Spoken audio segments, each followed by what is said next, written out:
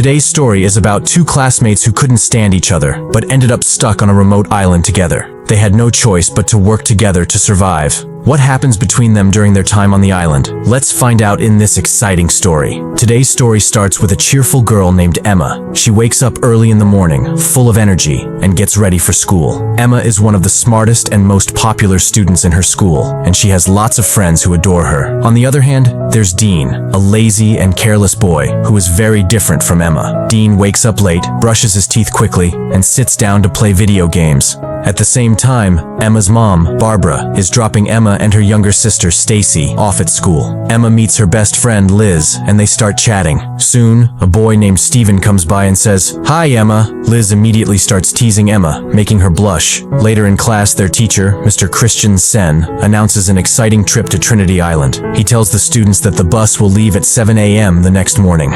At lunch, Liz talks to their friends about Emma and Steven, joking about how this trip could bring them closer. Emma tries to change the subject and focus on the trip, but her friends are too busy making plans for her love life. During lunch, Emma notices Dean sitting alone, cutting an apple with a small knife. Miss Collier, one of the teachers, catches him and scolds him for bringing a knife to school. She drags him to the principal's office, leaving Liz to say, "See, Dean is nothing but trouble." The next morning, Emma is excited about the trip. She thanks her parents, Barbara and Phil, for letting her go. Meanwhile, Dean doesn't want to go, but his dad reminds him, "We worked hard to get you on this trip after your mistakes. Don't waste this chance." Dean reluctantly agrees. At the school, Mr. Christian Sen gathers everyone and asks them to get on the bus. As Emma gets on, Steven says hello, but Liz pulls her away, whispering, "Focus on Steven. Don't waste time on anyone else." After a long journey, the group reaches Trinity Island. Emma and her friends rush to the pool, splashing and laughing together. Steven joins them, but Dean watches from the balcony, keeping to himself. Later, one of Emma's friends tells her about a party on a local boat.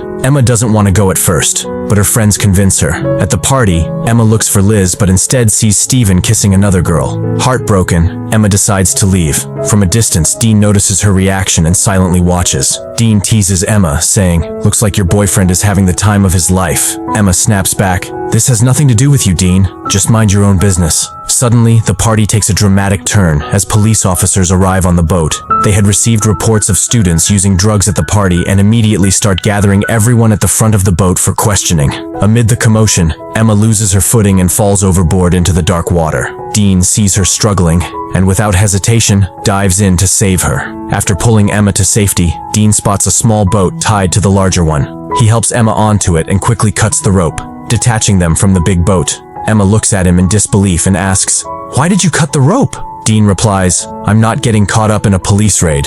We'll wait for them to leave and then get back to the main boat." But things don't go as planned. To make matters worse, Dean realizes there's no motor attached. Suddenly, a massive wave crashes over them, rocking their tiny boat. Both of them hold on tightly as the storm tosses them around through the night. When morning comes, the sea has calmed, but they are now in the middle of nowhere, floating aimlessly. Dean tries to call for help but realizes he has left his phone behind. He asks Emma if she has her phone, and while she does, there's no signal. Frustrated, Emma says, "If we'd just stayed with the party boat, we wouldn't be in this mess." Dean shrugs and tries to stay optimistic. As they continue to drift, Emma notices something on the horizon, a small island. She points it out, and Dean immediately starts paddling toward it using his hands. After a long struggle against the current, they finally reach the shore. Exhausted but relieved, they step onto the island. Emma quickly checks her phone again, hoping for a network signal, but there's none. Meanwhile, Dean rummages through the small boat and finds a flare gun, tucking it into his pocket. The two decide to explore the island, hoping to find help. As they move deeper into the forest, they come across a beautiful waterfall.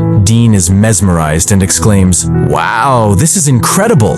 Take a picture for your memories." Emma glares at him, clearly irritated. "Are you serious right now? We're stranded on an island and you think this is a sightseeing trip?" Dean laughs and says, "Come on, Emma. At least try to enjoy something while we're here. We'll figure a way out." Meanwhile, back at the hotel, Mr. Christensen, furious about the students' behavior, cancels the rest of the trip.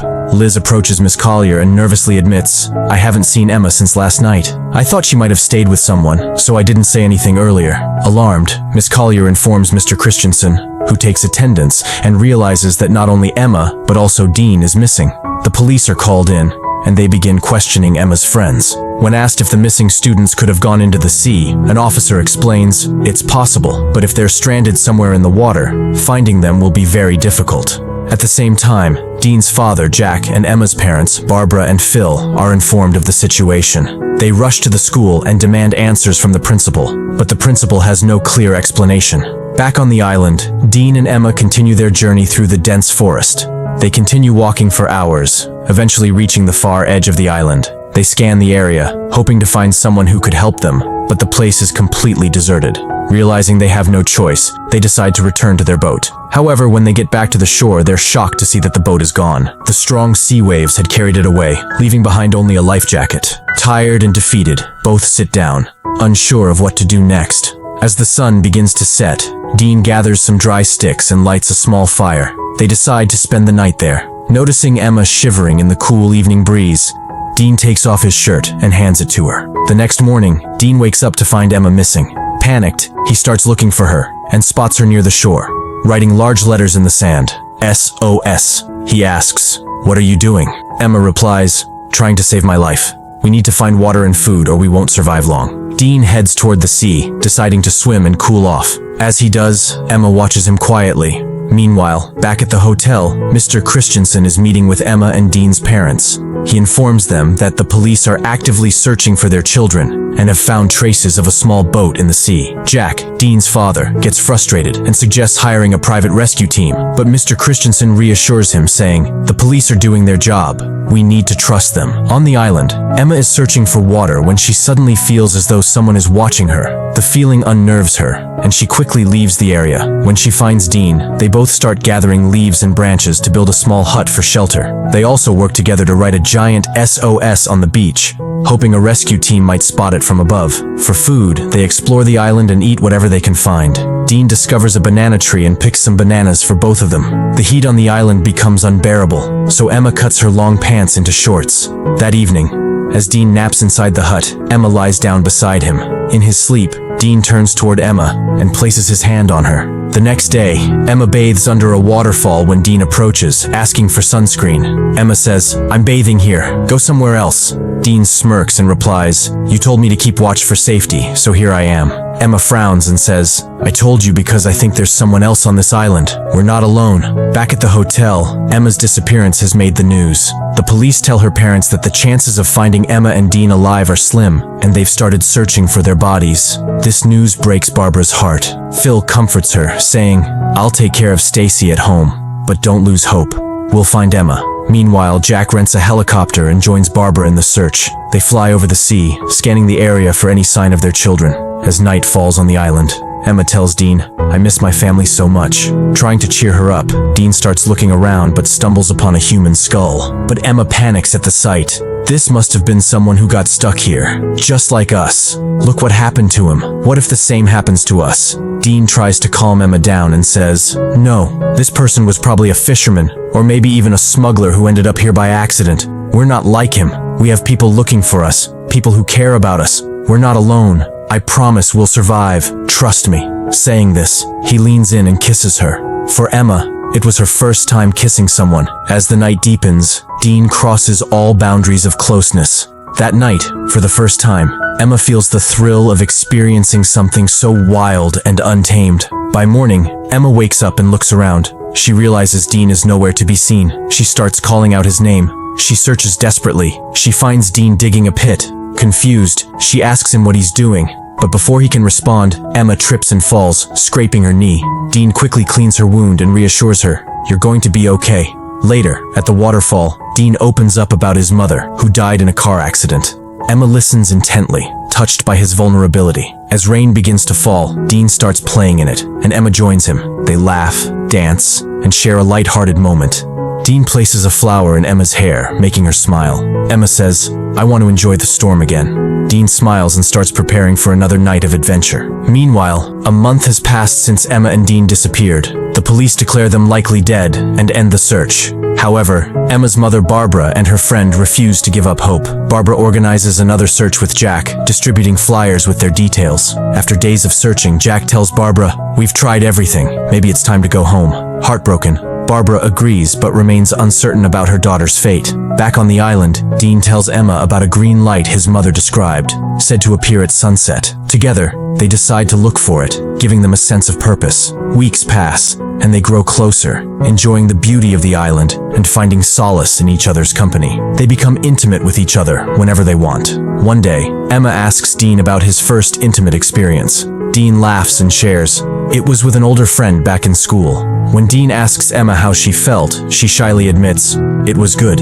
They laugh, and Emma says, "I want more experience." Dean grins and agrees. While foraging for fruits, they hear the distant hum of a plane. Rushing to an open space, Dean searches Emma's bag for the flare gun, but it's missing. The plane flies away, leaving them devastated. Later, Emma notices other items are missing. A chilling thought crosses her mind. "Dean, I think someone else is on this island, and they've been stealing from us." A few more days pass, and still, only one plane has passed over the island. No one has come to rescue them. Dean and Emma sit in the hut, discussing whether they should give up on the hope of returning home. They decide to accept their situation and spend their time together in the forest. Suddenly, Dean hears the sound of an animal. He goes into the forest to investigate, and Emma, worried about him, follows. As Dean ventures further, he encounters a black panther. He runs in panic, and after a long chase, he falls to the ground. When Emma reaches him, she sees that Dean is holding a blood-soaked knife, having killed the panther in self-defense. Back home, Emma and Dean's friends and family try to continue their lives without them. Emma and Dean, however, have adapted to life on the island. They've learned to hunt and build a life together in the hut, having let go of the hope that anyone would come to save them. One day, as they lie down to rest, Emma notices that their missing items are falling from above.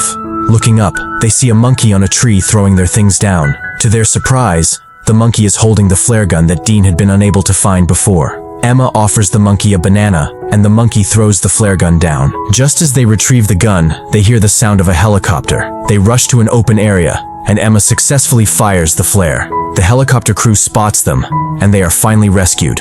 After 3 months, Emma and Dean return home. At the airport, their friends and families greet them with joy. They are taken to their respective homes, and that night, Dean visits Emma. They talk about how strange it feels to be back home, and Dean leans in to kiss her, but Emma pulls back, explaining that her parents are constantly visiting her. She invites him to a party her parents are hosting to celebrate their return. The next day, at the party, Emma's parents give a speech about their children's return. Stacy asks Dean why he's not with everyone. Dean signals Emma to join him, but she ignores him. Hurt, Dean leaves the party. Emma becomes very famous after returning, but Dean remains isolated. Whenever they pass each other, they exchange only a brief glance. A few days later, Emma calls Dean, but he doesn't answer. Stacy visits Emma's room and tells her, "After you disappeared, we missed you so much. Mom and Dad were devastated. We thought we might have lost you forever, but now we're all together, and it feels like everything's right again." Emma responds, "You're my very good sister," and they decide to attend the prom together.